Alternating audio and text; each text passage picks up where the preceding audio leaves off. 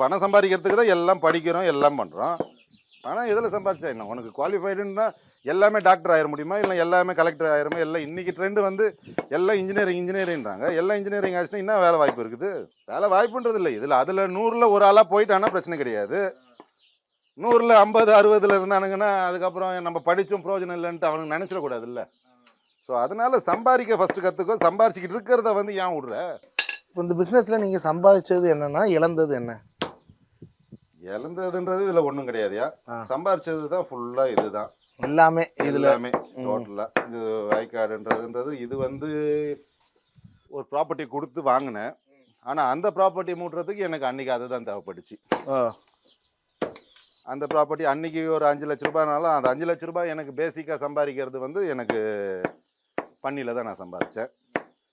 பையன் கன்சீவ் ஆகணுன்னே ஒரு வருஷத்தில் வீடு 2 வருஷத்தில் வீடு ஸ்டார்ட் பண்ணேன். அது ஃபுல் அண்ட் ஃபுல் 3 வருஷம் கட்டினேன்.